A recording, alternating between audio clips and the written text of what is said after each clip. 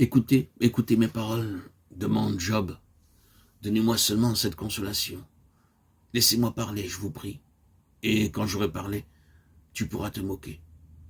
Il sent bien que l'aiguillon de l'angoisse est disparu du cœur de Job. Par la foi en la résurrection, son esprit a passé dans une sphère où les pauvres raisonnements de ses amis ne l'atteignent plus.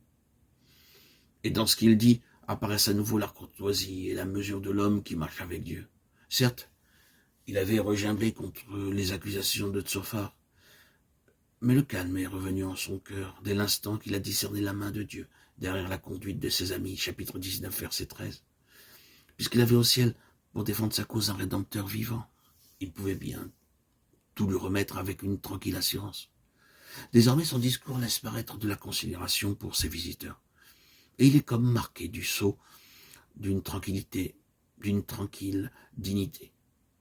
Job n'implore plus leur pitié. Il ne leur demande pas de s'en aller. Ils sont venus avec l'intention de l'aider, et aussi longtemps qu'ils resteront, il leur parlera. Peut-être bien aussi, qu'en son fort intérieur, Job se reprochait d'avoir discuté avec ceux qui manifestement ne comprenaient rien à son épreuve, ceux qui ne pouvaient soupçonner ni discerner la fournaise où Dieu avait plongé son serviteur. Si seulement il avait gardé le silence et remis sa cause à Dieu. Dans le passé, mes amis regardaient à moi. Ils croyaient que je marchais si fidèlement avec Dieu que l'épreuve ne m'atteindrait jamais. Pourquoi ai-je permis à leur discours de me toucher? Pourquoi ai-je laissé mon esprit s'aigrir et ai-je essayé de les amener à compromettre mon cas? Cependant, il est maintenant engagé dans ce tournoi de paroles. La courtoisie veut qu'il réponde à Tsophar, qui s'est tu. Mais il le fera sans aigreur. Souffre que je parle, lui dit-il.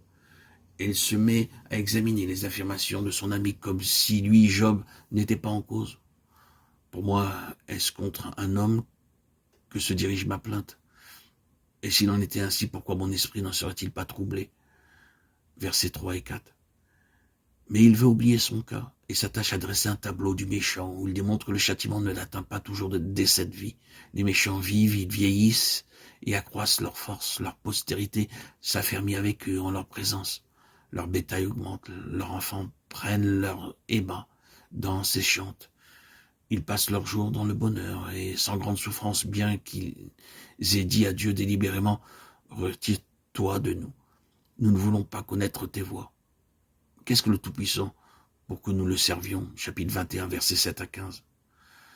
Vous dites que leur bonheur est incertain, mais arrive-t-il souvent que leurs lampes s'éteignent, que la misère fonde sur eux? Il est vrai que Dieu distribue l'affliction dans sa colère, qu'il réserve pour les fils le châtiment des pères et punit le péché jusqu'à la 3e et 4e génération. Cependant, pour ce qui est des choses de cette vie, le méchant jouit souvent à satiété, autant que son cœur le désire. Mais l'homme mortel pourrait-il donner des conseils dans le gouvernement du monde à celui qui juge les esprits célestes, les anges? De fait, nous ne pouvons discerner les voies de Dieu ou les comprendre. Certains hommes meurent paisiblement, encore pleins de force, et d'autres meurent abreuvés d'amertume, sans avoir jamais joui d'aucun bien. Tous deux reposent dans la poussière, tous deux deviennent la pâture des vers. Impossible d'expliquer ces choses, d'affirmer que le juste prospère toujours et que le méchant est invariablement châtié en ce monde. À la face de fait qui donne le démenti à cette affirmation. Après cette réponse à Tsophar sur le sort du méchant, cette vie, Job en revient à son cas particulier et à la condamnation de ses amis. Je sais bien quelles sont vos pensées à mon endroit, je sais que je n'ai plus de tente maintenant. Celui qui était autrefois un prince puissant n'a point d'autre lieu où se reposer que le tas d'immondices. Mais comment ne discernez-vous pas, vous des sages, que le méchant est épargné au jour du malheur et réservé pour le jour de la colère? Vous avez essayé de me consoler avec des raisonnements qui ne sont basés ni sur des faits ni sur l'expérience. Ce qui reste de vos réponses est un manque de bonne foi, infidélité vis-à-vis du Dieu fidèle pour ses enfants et manque de confiance dans l'intégrité de ma vie avec Dieu.